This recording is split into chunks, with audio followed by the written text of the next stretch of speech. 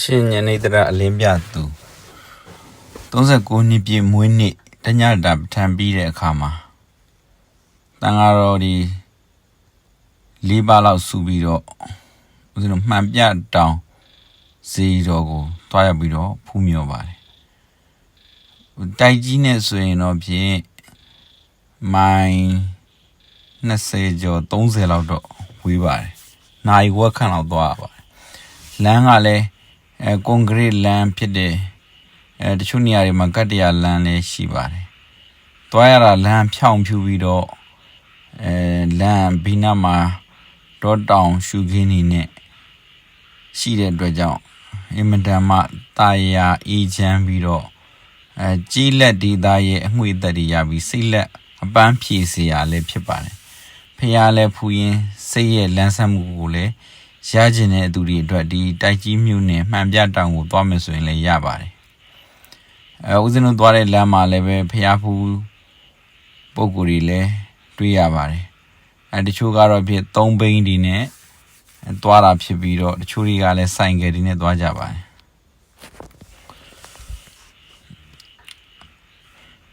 ကိုယ်ပိုင်ကားနဲ့သွားမယ်ဆိုရင်တော့ဖြစ်အဆင်ပြေပါတယ်ဘာလို့လဲဆိုတော့မိသားစုတွေမိတ်ဆွေတငယ်ချင်းတွေဆွေမျိုးတွေအတူတကွသွားမယ်ဆိုရင်ခရီးတစ်ခုတည်းနဲ့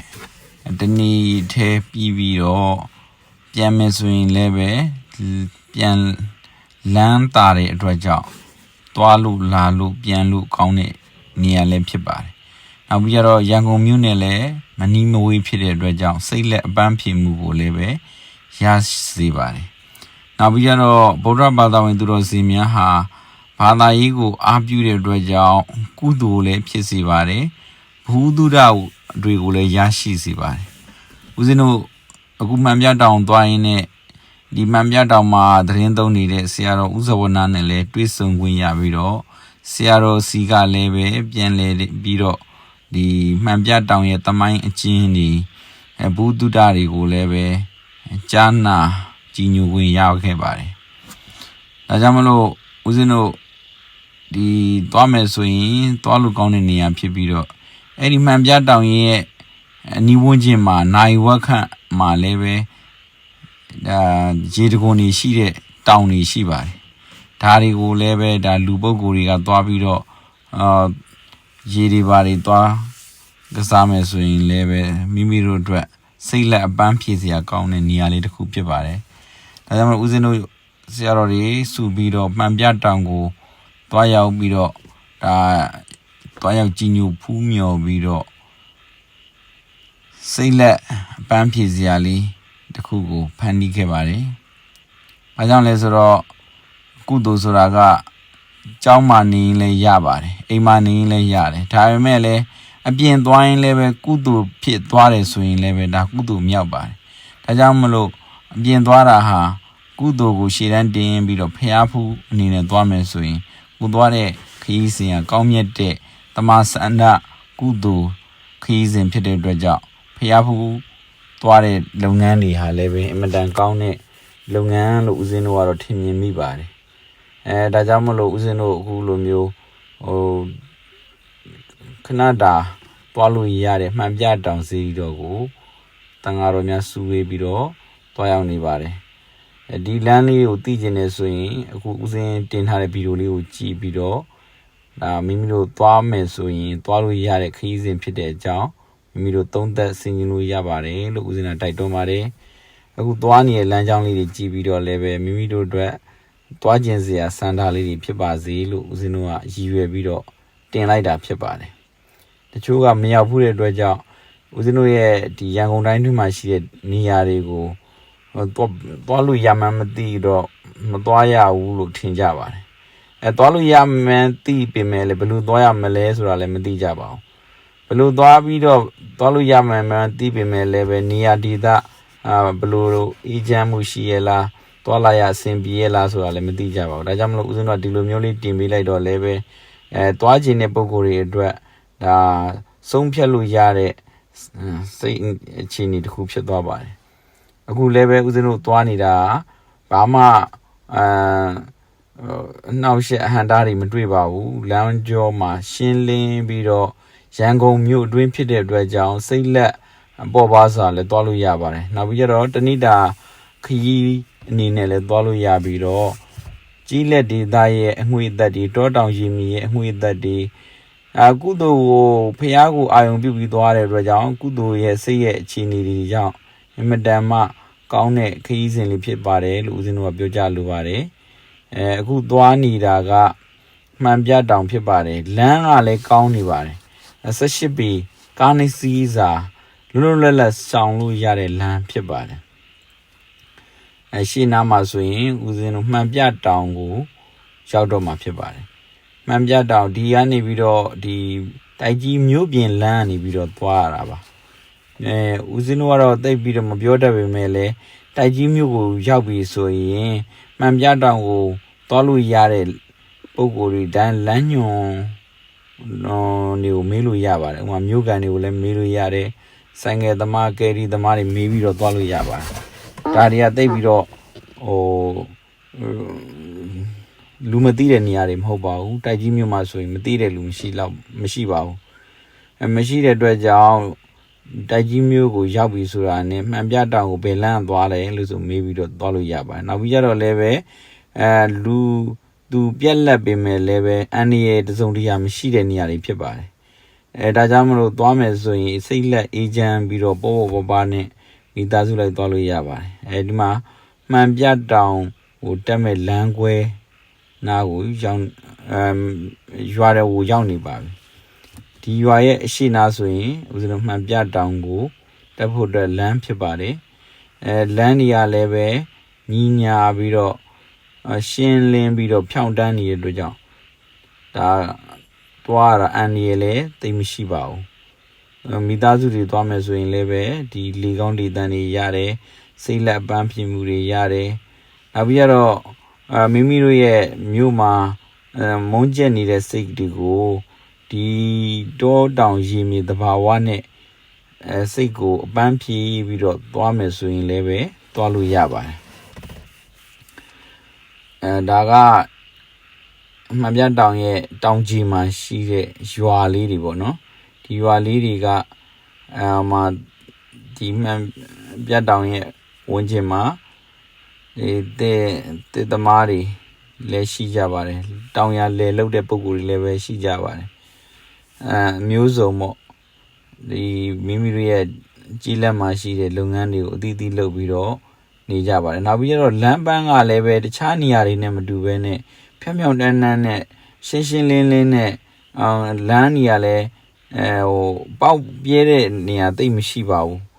အဲ့လိုမရှိတဲ့အတွက်ကြောင့်ကားတွေမောင်းတဲ့အခါမှာအန်ဒီရယ်တွေတိတ်မရှိဘူးလို့ဦးဇင်းတို့ကတော့မြင်မိပါတယ်ဒါကြောင့်မလို့ကိုယ်ပိုင်ကားလေးတွေနဲ့ပဲသွားမိသားစုတွေပဲစုပြီးတော့ငါသွားဒါမှမဟုတ်တငယ်ချင်းတွေအိမ်နီးနားချင်းတွေမိတ်ဆွေတွေစုပြီးတော့သွားမယ်ဆိုရင်လည်းပဲသွားလို့ကောင်းတဲ့နေရာလေးမိမိအိမ်ကနေပြီးတော့ချက်ပြုတ်ပြီးတော့အကုန်လုံးစုပြီးတော့သွားမယ်ဆိုရင်အမြဲတမ်းပြောစရာကောင်းတဲ့ကုသိုလ်ခရီးစဉ်လေးဖြစ်ပါတယ်အခုဦးစင်းသွားနေတာကမှန်ပြတောင်နော်ရန်ကုန်မြို့နဲ့ဆိုရင်တော့ပြမိုင်90လောက်ပဲဝေးမယ်လို့ထင်ပါတယ်နောက်ပြီးတော့ရန်ကုန်မြို့တွင်းဖြစ်တဲ့အတွက်ကြောင့်လည်းပဲသွားရတာမကြဘူးလို့ပဲထင်ရပါတယ်နော်ဒါပေမဲ့နေရာဒေသအဖြစ်ကြီးလက်ပုံစံပေါက်တဲ့အတွက်ကြောင့်ကြီးလက်ရဲ့အငွေအသက်တွေလေတန်ရှင်းလက်ဆက်တဲ့လေတွေဒီလေတွေကိုဦးဇင်းတို့ကရှူရှိုက်ခွင့်ရမယ်မြင်တွေ့ခွင့်ရပါတယ်ဒါမှန်ပြတောင်ကိုဦးဇင်းတက်နေပါပြီမှန်ပြတောင်သွားတဲ့လမ်းဖြစ်ပါတယ်ဘာလို့မှန်ပြတောင်လို့ခေါ်တာလဲဆိုရင်ဇီရီတော်ကမှန်စီရွှေချဖျားဖြစ်တဲ့အတွက်ကြောင့်နေအောင်ကထိုးတဲ့အခါမှာဒီတောင်ကြီးမှာရှိတဲ့ရွာတွေကနေပြီးတော့ဖျားရဲ့မှန်ရဲ့အလင်းရောင်ကိုမြင်ရတဲ့အတွက်ကြောင့်မှန်ပြတောင်ဆိုပြီးတော့ခေါ်ဝေါ်သမုတ်ပူဇော်ကြတာဖြစ်ပါတယ်နောက်ပြီးတော့ဒီတိုက်ကြီးမြို့နယ်ဆိုတာကဒါရန်ကုန်တိုင်းထဲမှာပါတဲ့မြို့ဖြစ်ပါတယ်ဒါပေမဲ့လည်းအေယာဝတီတိုင်းကဟင်္ဒရာမြို့ကတော့မြင်ရတယ်လို့ဦးဇင်းတို့ဒီ ဆရာတော်ကလည်းပဲမိန့်တဲ့အတွက်ကြောင့်ဟင်္ဒရာမြို့ကတော့မှမြင်ရပါတယ်ဒါဆိုအင်မတန်ဝေးတဲ့နေရာဒေသဖြစ်ပါတယ်ဘလောက်ဝေးမလဲဆိုရင်မိုင်ပေါင်း20လောက်တော့ဝေးမယ်လို့ထင်ရပါတယ်ဘာလို့လဲဆိုတော့ဦးဇင်းတို့တိုက်ကြီးနဲ့ဒီမှန်ပြတောင်နဲ့တောင်မှတေချာတိုင်းမယ်ဆိုရင်တော့ပြည့်မိုင်20လောက်ဝေးမလားတော့မသိဘူးဦးဇင်းတို့တေချာမသိပါဘူးဒါပေမဲ့အဲ့လိုမျိုးမိုင်340လောက်ဝေးတဲ့နေရာကတော့မှမြင်ရတယ်လို့တော့ဦးဇင်းတို့ပြောစမှတ်ဖြစ်ပါတယ်ဘာလို့လဲတောင်ဖခင်ရဲ့တောင်ကလည်းတော်တော်လေးကိုမြင့်ပါတယ်မြင့်တဲ့အတွက်ကြောင့်ဒါဝေးကြီးကနေပြီးတော့နေရောင်ထိုးတဲ့အခါမှာလင်းလက်လက်ပြူးပြူးပြက်ပြက်လေးတွေမြင်ရတဲ့အတွက်ကြောင့်မှန်ပြတောင်းလို့ခေါ်ပြီးတော့အများတကာကဒါလာရောက်ပြီးတော့အန်အောထူးဆန်းစွာတွေ့ရတဲ့အတွက်ကြောင့်ဖူးမြော်ကြပါတယ်ဒါကိုအကြောင်းပြုပြီးတော့မှန်ပြတောင်းဆိုပြီးတော့လာရောက်ကြတာဖြစ်ပါတယ်နောက်ပြီးတော့လည်းပဲဒီလမ်းတွေကလည်းတာပြီးတော့တောလန်းတောင်လန်းလေးတွေဖြစ်တဲ့အတွက်ကြောင့်ဦးဇင်းတို့ရန်ကုန်မြို့ရဲ့လမ်းမဆက်သွယ်ရေးနဲ့မတူဘဲနဲ့တောတောင်ရှိမြေတွေကိုရောက်သွားသလိုခံစားရတဲ့အတွက်ကြောင့်ဒီနေရာကိုချိုးသောပုဂ္ဂိုလ်တွေကလာရောက်လေပတ်ပြီးတော့ဖူးမြော်ကြတာဖြစ်ပါတယ်ဦးဇင်းတို့ဒီနေရာလောက်ဆိုရင်တော့မှမှန်ပြတောင်ရဲ့ဖျားရဲ့မှန်ရဲ့အလင်းလေးတွေကိုတစ်ချက်မြင်ရပါတယ်တစ်ချက်မြင်ရတယ်ဦးဇင်းတို့မြင်ရတဲ့အတွက်ကြောင့်လည်းပဲမောင်းရင်းနဲ့ပဲမှန်ပြတောင်ရဲ့အလင်းရောင်လေးတွေကိုဦးဇင်းတို့ကြည့်ပြီးတော့သွားနေပါတယ်ကြည့်ပြီးတော့သွားပြီးတော့ဖျားရဲ့အလင်းရောင်လေးကိုဦးဇင်းတို့ကြည်ညိုနေတာဖြစ်ပါတယ်မှာမြင်ရတစ်ချက်မြင်ရပါတယ်နော်မှန်ရဲ့အလင်းလေးတွေဖျားကမှန်စီရွှေကြဖျားဖြစ်တဲ့အတွက်ကြောင့်မြင်ရတာဖြစ်ပါတယ်တောင်ပေါ်ပေါ့နော်မှန်ပြတောင်ဖြစ်ပါတယ်မှန်ပြတောင်ရဲ့တောင်ကပန်းတောင်ထိပ်ကနေပြီးတော့ဆောက်ထားတယ်ဒီဘက်ဆိုရင်ဒါကြောက်ကြီးပေါ့နော်ဖះကဟိုးတောင်ထိပ်ဖျားပေါ်မှာတည်ထားတာဖြစ်ပါတယ်ဒါဦးဇင်းတို့မှန်ပြတောင်ရဲ့ဖះရဲ့မှန်လင်းအောင်မြင်ရတဲ့အတွက်ကြောင့်ဒါခဏလေးမှီးပြီးတော့ကြည်နေတာအခုတော့ဒါဆရာတော်တစ်ပါးကနေပြီးတော့ရိုက်ပြထားတာဖြစ်ပါတယ်လမ်းလေးကလည်းပဲကိုကြီးကောက်ကောက်နဲ့နည်းနည်းလေးမတ်ဆောက်စွာနဲ့တက်ရတဲ့အတွက်ကြောင့်သတိပြီးထားပြီးတော့တက်ရပါတယ်ဒါမဲ့လည်းဒါဒီလိုမျိုးမတ်ဆောက်ပြီးတော့တက်ရတဲ့အတွက်ကြောင့်အရသာတစ်မျိုးပေါ့နော်ဒါရန်ကုန်မြို့ရဲ့လူတွေသိမတွေ့ရသေးတဲ့လမ်းပုံစံလေးပေါ့ဒီနေရာမှာတချို့ဆိုရင်ဆိုင်ကယ်ပြိုင်ပွဲတွေတောင်မှကျင်းပခဲ့ဘူးတယ်လို့ကြားမိပါတယ်ဒါလေးတွေကိုဦးဇင်းတို့အခုတင်ပေးတာကဖျားဖူးဖို့အတွက်ရယ်မှန်ပြတောင်ဆိုတဲ့ဖျားသွားမဲ့လမ်းကြောင်းရဲ့အနေထားရယ်ဘာကြောင့်ဖျားမှန်ပြတောင်လို့ဖြစ်တယ်ဆိုတဲ့သမိုင်းအကျဉ်းလေးရဲ့သိပါစဉ်ကျိုးကဦးဇင်းနေပြီးတော့ဒါတင်ပေးရခြင်းဖြစ်ပါတယ်ဒါမှန်ပြတောင်ပေါ်ကိုတက်နေပါပြီတောင်ကမက်ဆောက်ပြီးတော့နည်းနည်းလေးတော့အကွေးကောက်ရှိပါတယ်ဒါပေမဲ့အန်ရတော့မရှိပါဘူးဘာလို့လဲဆိုတော့တအားကြီးမရှိတဲ့အတွက်ကြောင့်တူလေးနဲ့မက်ဆောက်လေးဖြစ်တဲ့အတွက်ကြောင့်နည်းနည်းလေးပဲမောင်းရပါတယ်ဦးဇင်းတို့ဒီနေရာမှာဆိုရင်တော့ဂီယာကြီးတွေနဲ့မောင်းရမှာပါကားလေးပဲဖြစ်ဖြစ်ကားကြီးပဲဖြစ်ဖြစ်ဂီယာကြီးနဲ့တက်ပြီးတော့ကိုယ့်ရဲ့အရှိန်လေးနဲ့ကိုမှေးပြီးတော့တက်ရပါတယ်။ဘာကြောင့်လဲဆိုတော့ဒါမတ်ဆောက်တဲ့ပြီးတော့ဘေးနားမှာလည်းပဲဒါဆိုင်တွေရှိတယ်ကားတွေရှိတယ်သုံးဘိန်းတွေရှိတယ်ဆိုင်ကယ်တွေရှိတယ်။နောက်ပြီးတော့အမှတ်မထင်မိုးရွာတယ်ဆိုရင်တော့ကြောက်တွေလည်းရှိပါတယ်။ဒါတွေကိုလည်းသတိထားပြီးတော့မောင်းရပါတယ်။အမှန်ပြတောင်ပေါ်တက်နေတဲ့တောင်ကပန်းလမ်းဖြစ်ပါတယ်တောင်တက်လမ်းလေးဒါအင်မတန်မှစိတ်လှရှားပွေရကြည်နူးပွေရအေဂျင့်တဲ့နေရာလေးပေါ့နော်ဒါလေးဒါအဝေးကြီးမဟုတ်ပါဘူးရန်ကုန်တိုင်းဒေသကြီးမှာရှိတဲ့တိုက်ကြီးမြို့နယ်အတွင်းမှာရှိတဲ့မှန်ပြတောင်စီကျော်ဖြစ်ပါတယ်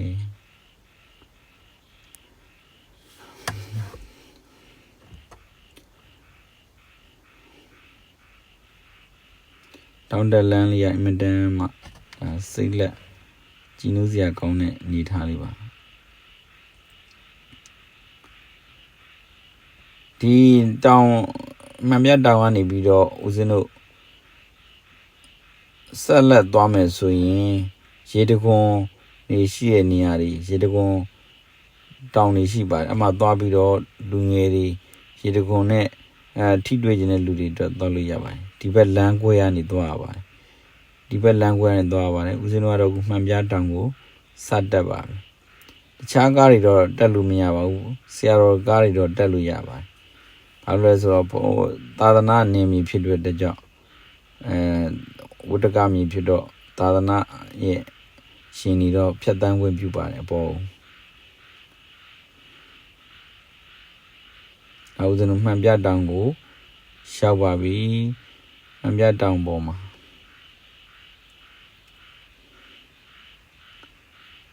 ဒါကောက်ဒီနေရာမှာပဲထားခဲ့ပြီးတော့အပေါ်ဆက်လက်တက်ပါတယ်ဆရာတော်နဲ့လည်းတွေးဆုံပြီးတော့သမိုင်းချင်းတွေကိုအမှတ်သားနိုင်ယူဝင်ရခဲ့ပါတယ်နိုင်ယူကြည့်ပါဦး အရှိဝေးတော့မဟုတ်တပည့်တော်ကြည့်တော့ပါဒီမှာမုတ်ဆိုးကြီးတယောက်ကဒီမုတ်ဆိုးအမဲလာလိုက်ခြင်းနဲ့အိပ်ပျော်ပြီးတော့အိမ်မက်ပေးတယ်လို့ပြောတာပဲအိမ်မက်တွေကအိမ်မက်ပေးပြီးတော့အဲ့အိမ်မက်ထဲမှာလည်းဘလို့ဖျားပုံစံပြီးလို့ရှိရင်ရွှေသင်္ကန်းမက်ကပ်ပဲနဲ့နိုင်ငန်းကပ်ပြပါအဲ့လိုမျိုးတွေပေါ့ဟုတ်လားရွှေသင်္ကန်းမကမပူဇော်ပဲနဲ့တော့ဒါဒီရွှေမန်းစီရွှေချပရကြပြီလားဟုတ်တယ်ဒီဟာနှစ်ပေါင်းခုမှဒီမှာဒီကြောက်စာအရင်ဆုံးမူလာကြောက်စာပေါ့ဩဓမ္မဗျာ30တွေကပန်းနဲ့လုပ်တာဓမ္မဗျာ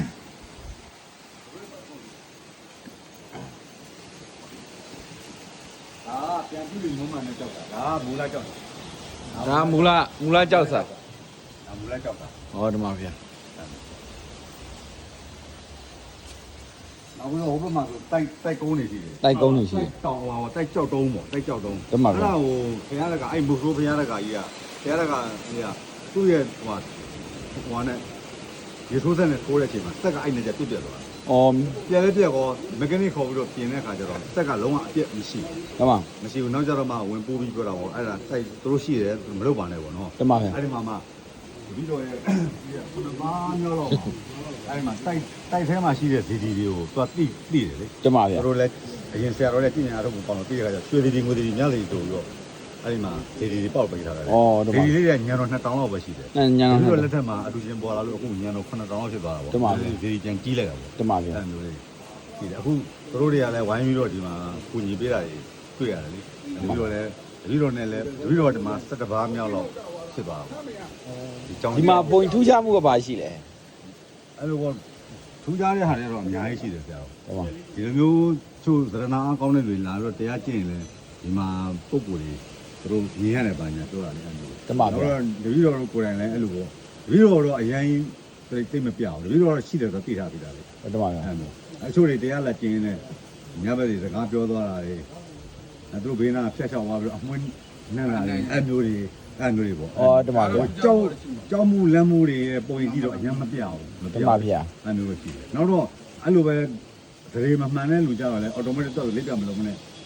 တပည့်တော်မောင်းမထုတ်ပဲတော့ထွက်ပြေးသွားတယ်ရှိတယ်အဲ့မျိုးအများကြီးပဲတပည့်တော်သိတယ်တပည့်တော်နဲ့ကဒီမှာကနည်းနည်းဟိုပေါ့အကြောင်းတွေပါနေတာတော့သဘောပေါက်တယ်တပည့်တော်လည်းဆန်းတာပဲလေဆန်းဆိုတာအဲ့လိုပုံရင်ကြီးတော့မပြဘူးကျန်ဒီကပြောတယ်ဘုန်းကြီးကိုကျန်ဒီကပြရမလားကိုနေညာသူကပြောတယ်တို့တဲ့မနေ့တိုင်းအောက်ပေါ်လာခဲ့ဆိုမဟုတ်တယ်သူကအဲ့မှာကိုပြောတာလေကန်ကောင်းနေတဲ့သူ့တက်စီကားပါလားတပည့်တော်ကဟိုပေါ့ဒီအဲ့လိုပထမဆက်ရှိတယ်ပြောမှာသူခေါ်တယ်လေတပည့်တော်ဟိုမှာကျောင်းနိုင်လို့ကျောင်းနိုင်လို့ဟိုကမိုဒီပါပြောတယ်ရောက်တဲ့နေရာမှာသူးသားမယ်ဆိုတော့အဲ့လိုသူ့အဲ့လိုပြောတာအဲ့ဒီဘုန်းကြီးဆိုရင်အဲ့ထိုင်မှာကွာဆိုတာမှာပေါ့မျိုးအဲ့လိုပုံပဲနဲ့လေကိုကလည်းဒီမှာဟိုဖြစ်နေအဲ့မျိုးပေါ့ဒီလိုပဲကိုတနေရာသွားပြီဆိုရင်အဲ့လိုပေါ့ဘာဖြစ်ဒီလိုတော့အောင်မြောင်ကြိုးစားနေတဲ့စိတ်တက်လေးရှိတာပေါ့ပြောတယ်အဲ့လိုလို့ရင်တဘာပဲ9နှစ်လောက်နေခဲ့ရတာအဲ့မှာတော့သိတယ်ဒီလိုဒီမှာရှိတယ်ဒါပေမဲ့ဆရာတော်ကဒီလိုဆရာတော်ဂွန်လင်းတော်မှာနေတဲ့ကအဲ့ဒီဟာကိုသဘောပေါက်သွားဓမ္မမမြင်တဲ့ပုံကိုယ်ရဲ့ဆန်းသတ်ဖို့တော့ဆန်းမှာပဲဓမ္မအမှန်တကယ်သူကဆန်းတတ်ကိုကြောက်နေတာကြောက်လို့အမောင်မင်းလားမကြောက်အောင်ကိုလို့သူလို့မှာပဲသူကအဲ့လိုဟိုမနကမနလို့နေမှာပဲလေဘုရားရှင်လို့လို့မှာမကောင်းတဲ့လူတော့မဟုတ်ဘူးပြီးတော့ချင်းကတော့ဆိုလိုချင်တာက ကိုတရားကိုလည်းလုပ်နောက်ကြပါဖြစ်လဲဆိုမြတ်စွာဘုရားပြိဋ္ဌော်ဒီရောက်တယ်ဒီပြင်အရဟံသားတွေကိုချီးကျူးဖြစ်တယ်လို့ တပည့်တော်တို့ကအခုဆိုရင် ပြီးတော့ဆိုတာအာရဏတိယတုတ်ကိုလုတ်ခိုင်းတာလေသာသနာတစ်ကြောင်းမှာ အခု ဘုရားကိုရှောက်လို့ဘုရားကိုယ်တိုင်နဲ့ခေါ်တယ်လေ ဟုတ်တယ် မဟာအာရဏတိယတုတ်ဆိုတာလေအဲ့တော့ရွတ်ပေးပါ အခုဆရာတော်တပည့်တော်တို့ရောက်ခါသားဆိုရင်ဒီနားလေးတွေမှာအခုတော့မှပဲကျောင်းထဲမှာဟိုငန်းတဲ့ကောင်တက်လာပြီးတော့ကျွတ်တွေလိုက်စားတယ်ငန်းရဲ့ကြီးတယ်တပည့်တော်မကြောက်တော့သွားလေ तू က तू ကိုက်လို့တေမဲ့ तू ကတေတေပြမဟုတ်ရှင်မောက်ကနလို့ပေါ့ခိုးသား900ရဲနှမှုခံခံမှာဟုတ်တော့ဟိုမှာမိဘကို तू ကလှုပ်ထားခဲ့တယ်ဟာအဲ့မျိုးပေါ့ဒါဝတ်ကျွေးဆိုတာကြောင့်ရှောင်လို့မရအောင်အဲ့တော့တိတ်မကြောက်တော့ဘူးတပည့်တော်အဲ့ဒါလေးမကြောက်တော့တေမတေခြင်းလေးရင် तू ကရှိနေမှာ ဘာပဲပြောပြော အဲ့မျိုး ဘာပြောဘုန်းကြီးကတော့သမိုင်းပြောတာဘုန်းကြီးကတော့တူတယ်မှာကောက်တာ အဲ့မျိုးဖြစ်သွား သူကကြောင်ပါလေဆိုတာတော့ချစ်ချတဲ့ဟာရေခဲတဲ့တော့နှလုံးရှိနေတဲ့ဟာဟုတ်လားလားလေ သူအဲ့မျိုးသူ့ရဲ့အကြောင်းပါလာတာပေါ့နော် အကြောင်းပါလာတော့ခွန်ကြီးသာသနာပြုရမယ်သာသနာပွင့်လာပေါ့ပွင့်သွားတော့ လို့ကျင်နာလို့လေဒါဒီရလာတဲ့လက်လာပါကိုဇိတ်ကြီးတာပြောတာမဟုတ်ဘူးလေဒါသူများနေခက်ခဲမှုနဲ့ကိုယ်ကြတော့ပေါ်လာတယ်ဆိုတော့ဒါလေးတော့ဝန်တာမှုဖြစ်တာပေါ့နော် နောက်တော့အဲ့မှာဘာဖြစ်လဲဆိုတော့ကျတော့ဒီဆင်းရဲဒုက္ခကတစ်မျိုးလေးခံချမ်းသာဒုက္ခကတော်တော်ကြောက်ဖို့ပါ အဲ့ဒါအဲ့ဒါ တော်တော်ကြောက်ဖို့ပါ ဓမ္မပြော ဒီလိုအဲ့ဒါကိုရင်ဆိုင်နေရပြီရင်ဆိုင်ပြီပြီးတော့ ဓမ္မ ချ ပြော မ်းသာတဲ့ဒဏ်တော်တော်လေးကို pressure သူကမတိမတာပန်းနဲ့ပုတ်ခတ်တဲ့ဟာတွေအများကြီးပဲ ဓမ္မဓမ္မ အမြင့်ရောက်နေနေတဲ့ကျန်းဆိုတဲ့စကားတစ်ခုလို့ပေါ့ ဓမ္မပြော နည်းနည်းလေးအဲ့လိုမျိုးတွေစီကားလာလေတပည့်တော်ကအေးလဲလဲဟို pressure တွေတိတာဒါကတော့စိတ်ခုံမှုပဲအဲ့စိတ်ခုံမှုတပည့်တော်မကြောက်ဘူးလေတွန်းလှမ်းတယ်ဒါမှတပည့်တော်အောင်မဝင်ပါလေနောက်တော့တပည့်တော်ကကျွတ်ကျဲသွားလိုက်ရင်သွားပြီးတပည့်တော်တိုက်ပွဲကြမှာ ဓမ္မပြော ဒီအကြောင်းအခုလေးဒီတောင်းကားတယ်နောက်တော့ကရင်ငွေကျလာလာပါတယ်ဒီလိုစီကားလာတဲ့ပုံမှာတပည့်တော်မန်မတက်အောင်အများအားကိုကိုစိတ်ကိုထိန်းတာအဲ့ဒါနံပါတ်1အရေးကြီးဆုံးပဲဆိုတော့မတက်သွားလေငါဆရာကြီးရဲဆိုတဲ့ဒရိုင်းမျိုးဖြစ်သွားတပည့်တော်အခုရမ်းနှမ်းနေတယ်အထင်ကြီးကြီးမကြည့်ရင်တပည့်အဲ့လိုပဲ normal time စိတ်လွတ်ကိုလိုအဲ့လိုပဲနေတယ်ဆရာကဟိုလိုမျိုးမနေတော့နေနေနဲ့အဲ့ဒါတွေကထိန်းလို့မရပြဿနာတက်အောင်အဲ့ကကိုဘွားယူဟိုအောက်ထက်ဆင်းအောင် ဟာဘုန်းကြီးဒီမှာကျတော့မှန်ပြတောင်ကျတော့ तू ကဘာလို့မှန်ပြတောင်လို့ခေါ်တာ အဲ့မှာလေအိမ်မက်ပေးတဲ့ထဲကသူ့ကိုရွှေတင်ကမကတ်နဲ့အဲ့လိုမှန်တင်ကကတ်ပေးဆို ဓမ္မပြော အဲ့မှာနေလေးကဘယ်ကပဲထိုးထိုးလဲနဲ့အောက်ကကြည့်ညာတောင်မော့မှန်ပြတောင်မော့မှန်ပြတောင်ဖြစ်သွားတာ ဩ နောက်တစ်ခုဒါပြောလဲဆိုတော့ဆရာတော်ကအဲ့ဒါပဲကောင်းပါလေအဲ့ဒါလေးကပဲယူလိုက်တယ်ကောင်းတယ်ဟိုကတော့ဂျိုးယူကန်ကြီးလှုပ်တော့ကဒီပြည်တိချတွေကဒီဘောကတော့လေချောင်းနဲ့ပစ္စည်းတွေချတဲ့ကောင်မှာမှန်နဲ့ပြတယ်အောက်မှာဘိုးတွေတဲတော့ဘိုးတဲချောင်းလို့ခေါ်တယ်အဲ့ဒါလည်းတစ်ချောင်းရှိတာပေါ့နော်ဒါပေမဲ့လက်ရှိကတော့ဒီမှာလေးနိုင်စီရဒါအဓိက main ဖြစ်နေတာဒီဖះကြောင့်အဲ့လိုဒီဖះကြောင့်အဲ့လိုဒီမှာမှန်ရွက်ကတ်တာလေအဲ့ဒါဟိုအောက်ကကျင်တော့နေဆိုးတဲ့ဘက်ကလဲအခုဆိုရင်ဒါဟိုဘက်အုတ်ကန်တွေဘက်ကဘာမြင်ရနေပြီ ဩဓမ္မ လဲအဲ့လိုပေါ့ ဥက္ကံဘက်ကတော့မြင်တာဒါရောဒီ30 ဟင်္ဒရာတို့ဘာလို့အဲ့ရမြင်ရတယ်ပြောတယ်ကြားတယ် ဟုတ်လား ကြားလာဖွင့်နေတပြီးတော့ပြောပြတယ် ဩ ဒါတွေကသူ့ရဲ့တကိုးတွေပေါ့ ဟင်္ဒရာတော့ တာပေါ့လေ မြင်ရတယ် အဲ့လိုပြောတယ်အဲ့ရလူတွေလာတဲ့ခါတပြီးတော့ပြောပြတယ်တပြီးတော့မသိဘူးဟောဒါတော့အကြောင်းတရားပါလာဆိုတော့အဲ့မျိုးလေး ဓမ္မပြော ဆရာကြီးအများကြီးပဲတပြီးတော့ဒီမှာ17ပါးမြောက်ပေါ့အခုရေတွင်းလဲအဆင်ပြေတယ်ရေတူးရေအောင်ရတယ်အခုလိုမျိုးဒီမှာဒါတွေကအရင်တော့ဆိုမြက်ပေါက်လာတယ်တပြီးတော့ရောက်ခါသားတော့ ဓမ္မ အဲ့ဒီရဲ့ကြိုးစားမှုတွေကတော့အခုဒါသာနာပေါ်မှာ ဒါတော့ဘုန်းကြီးသား အဲ့လိုဖြစ် ဘုန်းကြီးက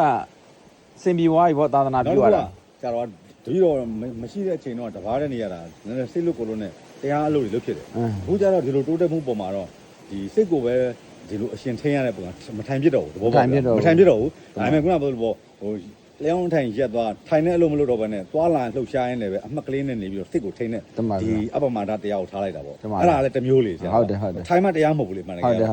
ဒီလိုလှုပ်ရှားနေနေလေကွာတတိအတိလေးနဲ့ကတ်ထားပြီးတော့ကိုယ့်ရဲ့စိတ်ကိုဒီအဓိကတော့စိတ်ကိုထိန်းရတာပဲလေကာယကံမှုဘောတိကံမှုမနေကောမဒီသုံးကိုမကျူးလို့မရအောင်ထိန်းရတာပဲအဲ့ဒါတခုပြသဘောပေါက်ပါအဲ့ဒါပြီးတော့တပစီလဲနဲ့လည်းအဲ့လိုဘုံတော်တွေပြုတ်ပြီးတော့လဲတာအဲ့လိုလုံရင်ဟောခန္ဓာယုတ်ကအ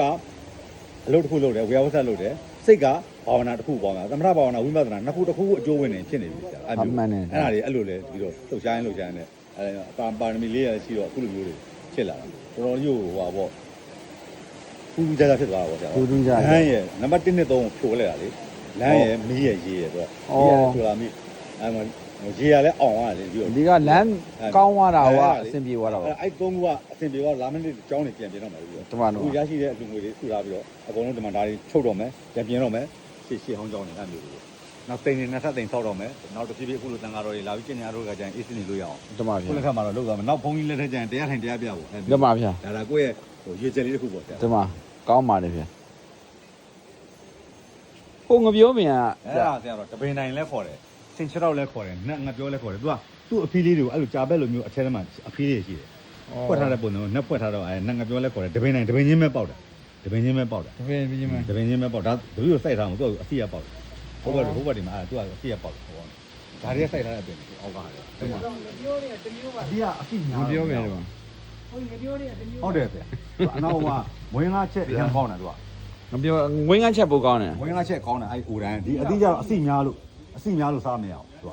အပြီးလေးတီးတယ်ဖွက်ထားတော့နက်ဖွက်ထားတဲ့ပုံစံဖြစ်တယ်နံငါပြောခေါ်တယ်တပင်ချင်းပဲပေါက်တယ်တပင်နိုင်လည်းခေါ်တယ်တပင်နိုင်လည်းခေါ်တယ် ပြီးကြတော့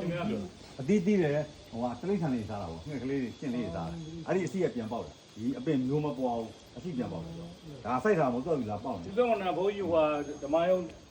တဲ့မှာဘယ်နာတော့ ဟိုဓမ္မယောကအခုစွန်းလန်းတော်ယူပြန် ဘိုးကြီးနည်းနည်းလောက်ချတာတော့ဘိုးကြီး တစ်ထပ်ဆောင် ဒီဟာတွေကဟိုနောက်ပိုင်းကျသူစေနာပါတဲ့ဟာကြီး အခုလာတော့မယ်လေသူကပြောထားပြီးသားဒီလူရှင်တွေကပြောထားပြီးသားသူလူမယ်လေအဲ့ဒါဒါမဲ့ဝေလာသတင်းပေါက်သတင်းမှလာကျွတ်ပြီးတော့လမ်းပြီးတော့မေးတော့မယ်လေကျွန်တော်ဖွင့်ဖို့ရဒီဟာကိုထုတ်ဖို့ရမဟုတ်ဘူးဆိုရင်မရှိဘူးဆိုရင်တတိယ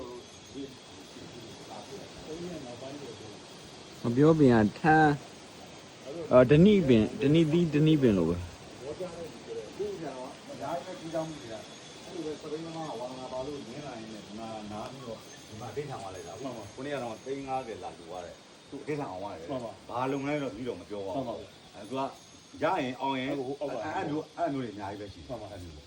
အဲ့လိုသူကတော့အင်အားတွေနဲ့တောက်လာပြီးတော့ခုဒီရဲ့အဲ့ဒီနှစ်ထပ်ကျောင်းဆောင်ကြီးရဲ့ရှင်းမယ်နောက်တော့တိမ်ပြတ်သက်တူတာရှိတယ်တိမ်လည်းနှစ်ထပ်တိမ်လုပ်လိုက် ဒါမှန်ပြစီဒီ လာ ပေါ့ တဲ့အခါချင်းညာတော့ကတန်ခါကြီးတဲ့အဲ့မှာဟုတ်ပါမယ် ဒီခုနိုင်ရတယ်မှန်စီရွှေကြတခုနိုင် ဘိုးကြီးနောက်ပိုင်းပွင့်မှာပါဘိုးကြီးဒီလိုတို့တယ်အများကြီးပွင့်မှာပွင့်မြင်ဆိုတာသူပရိသတ်ထဲမှာသူကတချို့ဟိုတကယ်စိတ်ထဲမှာနိမ့်နိမ့်ခါခါတောင်းတော့ပဲစိတ်ထဲကြီးတယ်သူကတော့ဗျာအကြီးတော့များတော့ဒါတော့လာလိုက်တယ်ဒီသူချင်းကောင်းလို့ပါလို့ဆိုတော့ကောင်းလို့စိတ်ကြီးတာမှာအခုကအဲ့လိုပဲဆက်ပါဒါမျိုးတော့ လိုင်းဘူးသဘောမျိုးနဲ့ရအောင်မှန်တင်ထားတာပေါ့အပေါ်မှာကဇီဒီပေါက်ထားပါလေ 73နာမှာလား အဲဇီဒီပေါက်ထားတဲ့ဖရားကိုမှန်စီရွှေချလုပ်ပြီးတော့ထားပါတယ် မပြတော့ရဲ့သမိုင်းလဲဆိုတော့မှန်ပြပြီးပြီလေ ဒီမှာဒီဖရားရဲ့မှန်ကအောက်ကဟိုရက်လေးမျက်နှာရက်လေးမျက်နှာလာတဲ့လူတွေအကုန်လုံးမြင်ရတာအဲဒါကြောင့်ဟိုမှန်ပြတယ်လို့ဖြစ်တော့မှန်ပြတာဆရာတော်စီကနေပြီးတော့တမိုင်းအချင်းတွေဦးဇင်းတို့နာယူမှတ်သားခွင့်ရတဲ့အတွက်ကြောင့်ကြီးညိုတရာစိတ်တွေလည်းပွားပါတယ်ဒါကြောင့်မလို့တန်ဦးဇင်းတို့ကြွလာတဲ့တန်ဃာတွေစုပေါင်းပြီးတော့မှန်ပြတောင်မှာပဋ္ဌာန်း24ပစ္စည်းပါဠိတော်ကိုလူတို့က3ချိန်3ခါရွတ်ဆိုပူဇော်ပြီးတော့ဤမှန်ပြတောင်မှာရှိတဲ့ဆရာတော်ဦးဇဝရနဲ့တကောကပစ္စည်းလေးပါးတကယ်မှပေါင်းဝိနည်းပုဂ္ဂိုလ်ပေါင်းတွေကိုလည်းအမြတ်တမ်းပေးဝေခဲ့ပါတယ်နမောတတဗဂဝတောအရဟတောသမ္မာသမ္ဗုဒ္ဓတ္တနမောတတဗဂဝတောအရဟတောသမ္မာသမ္ဗုဒ္ဓတ္တနမောတတဗဂဝတောအရဟတောသမ္မာသမ္ဗုဒ္ဓတ္တဧတုပိစယောအာရမဏပိစယောအဓိပတိပိစယောအနန္တရပိစယောသမန္တရပိစယောသဟသတ္တပိစယောဣညာမိညာပိစယောနေသေယပိစယောဥပါနေသေယပိစယောပုရိသတပိစယောပိသသာတပိစယောအာတိဝနာပိစယောကမ္မပိစယောဝိပါကပိစယောအာရာပိစယောဣန္ဒရိယပိစယောဒါနာပိစယောမက္ခပိစယောအမြုဒ္ဓပိစယောဝိမြုဒ္ဓပိစယောအတိပိစယောနတ္တိပိစယောဝိကတပိစယောအဝိကတပိစယောတိ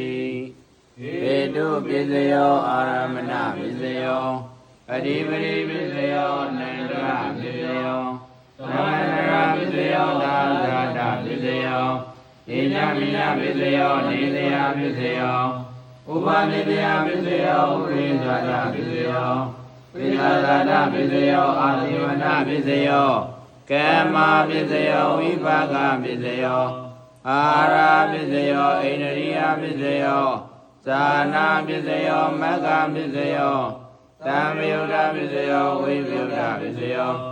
အန္တိပစ္စယောနတ္တိပစ္စယောဝိကတပစ္စယောအဝိကတပစ္စယောတိဟေတုပစ္စယောအာရမဏပစ္စယောအတိဝတိပစ္စယောအနန္တပစ္စယောသမ္ပန္နရာပစ္စယောသာသတာပစ္စယောဣညာမိယပစ္စယောနေတယပစ္စယောဥပါနေတယပစ္စယောပုရိသတာပစ္စယောပိဇာသတာပစ္စယောအာတိဝနာပစ္စယောကမ္မပစ္စယောဝိပါကပစ္စယောအာရပစ္စယောဣန္ဒြိယပစ္စယောအနာပစ္စယောမဂ္ဂပစ္စယော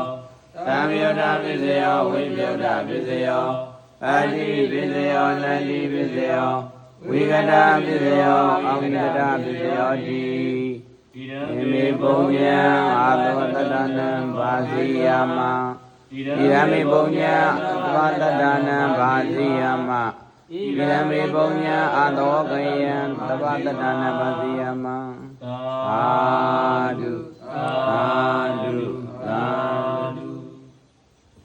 မများရှိတဲ့ပေါင်းရှိရဲ့သောတောင်းနဲ့တောင်းဆောင်နဲ့အာဂတသုဘုံဘုသူကျုပ်သမာဓိဝနမြတ်နှကောင်းနဲ့ပေါင်းနေတော့ဆရာတော်ဥဇဝနာနေတော့ဒီစည်းလေးပါးကမှပေါင်းဝိနည်းတတော်ပေါင်းကိုကြီးကြမ်းစိတ်ချမ်းသာပြည့်စုံပါစေသာသနာ့ဘာသာကျုပ်တည်ဖို့နိုင်ပါစေသစ္စာလေးပါးလွယ်လို့သိမြင်နိုင်ပါစေကျမ်းမာချမ်းသာ၏သာသနာအကျိုးဘာသာလို့စရတဲ့ဘုတည်ဖို့နိုင်ကြပါစေ တက်ကဝရီနတ်တရားတွေပါဆောက်ရှောက်တဲ့နေနေကြောင်းလို့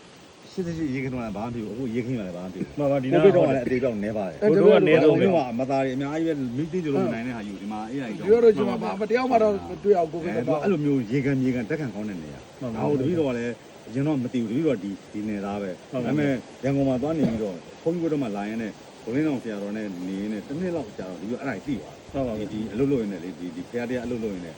တပည့်တော်နမိတ်တွေအဲ့လိုတွေအများကြီးပဲဟုတ်ပါဘူးဒီလမ်းကြောင်းမှာသွားတော့မှသိတယ် တပည့်တော်ကျန်ဒီကပြောနေတယ်ကျန်ဒီကအဲ့ဒီသွားမယ်သူတက်လိုက်ချေတာဟိုအဲ့ ကျန်ဒီကတိုင်ပတ်နေလေဒီမှာလဲပြီးဟိုဒီလာဒီ ဘုန်းကြီးဒါဘာဆဲလဲဘုန်းကြီး အဲ့ဒါကြာမုံမြူဆုံးရဲ့ဆယ်လေ မွေးမြူဆုံးပါဘာမွေးမြူတဲ့နာမည်သူက မုံ ပြော မြူ တာ အစုံမဲ့လေ ဝင်းမြူရဲ့အစုံပေါ့ ဟိုတော့ကြာကြာအဲ့နာလေးကိုသွားပေးမယ်ဗျဟိုဒီနေရာကိုသွားပေးမယ်အဲ့နာမှာခမောက်တွေနဲ့အလားရှိုးရှိတယ်ဗျနောက်ပြီးသမင်းစားလို့ရတပွဲလာလာရှိတယ်ရပေးမယ်သူသွားမှာ မူးကြောင်ကောင်းတွေကထွက်ပြီးတယ် အော်ဒီကတပွဲကိုတားလာတာ စဉ်းစားကြည့်အောင် ဦးစီးလုတ်ပေးတာတက်တက်နဲ့လုတ်ပေးတာ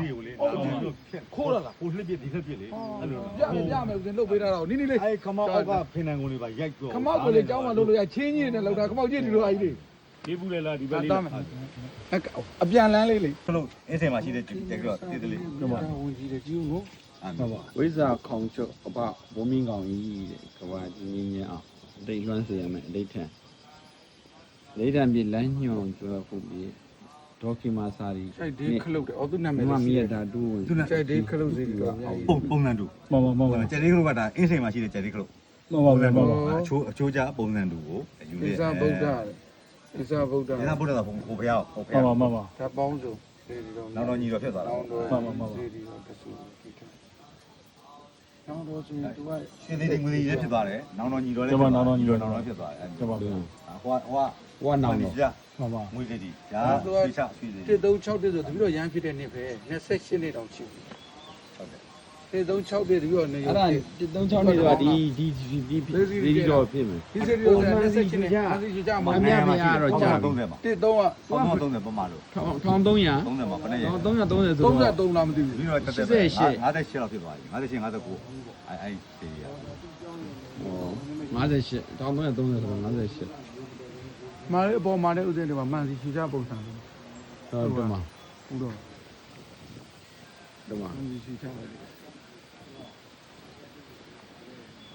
အဘာဆိုရောဘုန်းကြီးကြတော့ဟို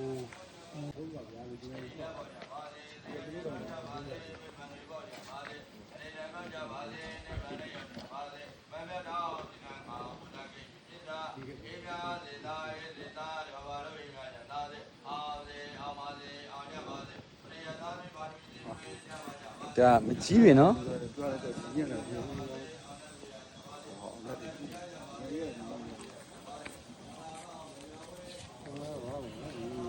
အခုဆိုရင်မှန်ပြတ်တောင်ကနေပြီးတော့ပြန်လဲဆင်းဖို့ဦးဇင်းတို့ပြင်နေပါတယ် ဒါမှန်ပြတောင်တက်တဲ့ကွန်ကရစ်လမ်းဖြစ်ပါတယ်3ဘိန်းဒီနေလည်းတက်ကြပါတယ်3ဘိန်းလေးနဲ့ဒါမိသားစုတွေမိတ်ဆွေတွေဒီနာပုဂ္ဂိုလ်တွေလည်းလာကြပါတယ်ရန်ကုန်မြို့ပေါ်ကလူတွေလည်းလာရောက်ပြီးတော့ဖူးမြော်ကြည်ညိုကြပါတယ်လူငယ်တွေလည်းများစွာတွေ့ရပါတယ်ဘာလို့လဲဆိုတော့တောင်ပေါ်ဒေသတွေဆိုတော့လူကြီးတွေကြတော့တက်ဖို့မလွယ်တော့လူငယ်တွေအများစုလာကြတယ်ဟိုတလောဆိုရင်လည်းပဲဒီလူငယ်တရားစပိန်နဲ့တက်လာပြီးတော့အဋိဋ္ဌံအောင်တဲ့အတွက်ကြောင့်ဆရာတော်လည်းပဲဒါလှူဒန်းသွားတယ်လို့ပြောပါတယ်ပြောချင်တာကတော့ပြကိုယ့်ရဲ့တမန်ဆန္ဒအကောင်းမြတ်တဲ့ဆန္ဒနဲ့လာရောက်ပြီးတော့ဖူးမြော်မယ်ဆိုရင်မိမိရဲ့ဆန္ဒတွေလည်းပြေးသွားတယ်ဆိုတော့တာရကတွေရှိတယ်လို့ဦးဇင်းတို့ကြားမိပါတယ်ဒါကောင်းမြတ်တဲ့သာသနာပြုနေမည်ဖြစ်ပါတယ်မှန်ပြတောင်ဇီတော်မြတ်ပါအဝေးကနေကြည့်တဲ့အခါမှာဒီဖျားကမှန်စီရွှေချဖြစ်တဲ့အတွက်ကြောင့်နေရောင်ကထုံးတဲ့အခါမှာ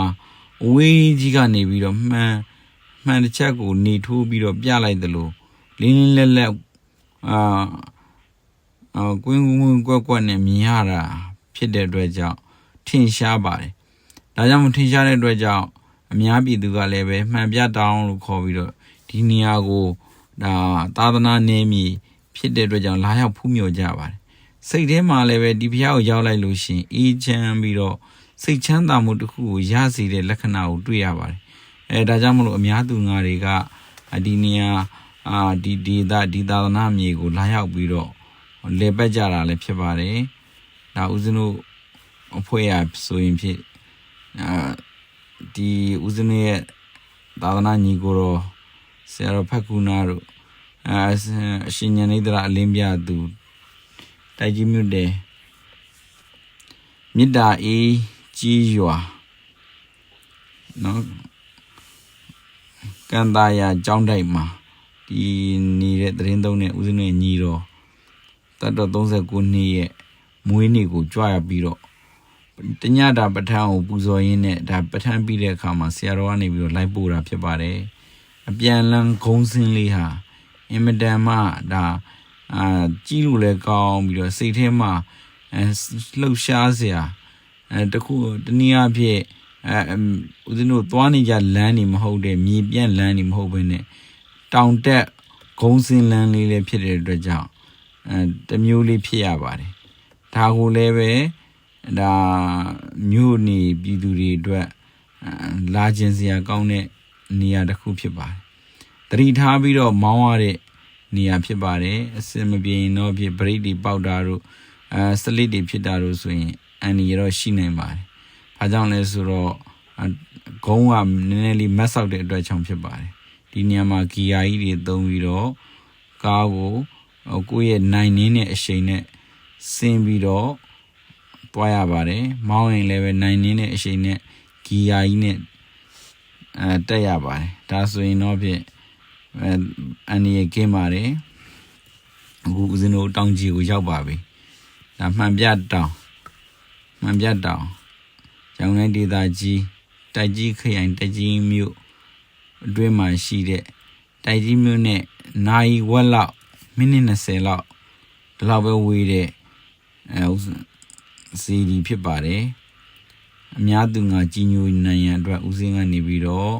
သွားလာပြီးတော့မှတ်တမ်းလေးကိုအခုလိုမျိုးကြီးညိုသရာပွားနိုင်ရန်လှူငါတင်ဆက်ပြသလိုက်ပါတယ်အားလုံးသောဓမ္မမိတ်ဆွေပေါင်းကိုယ်ကျမ်းမာခြင်းစိတ်ချမ်းသာခြင်းနဲ့ပြည့်စုံနိုင်ပါစေ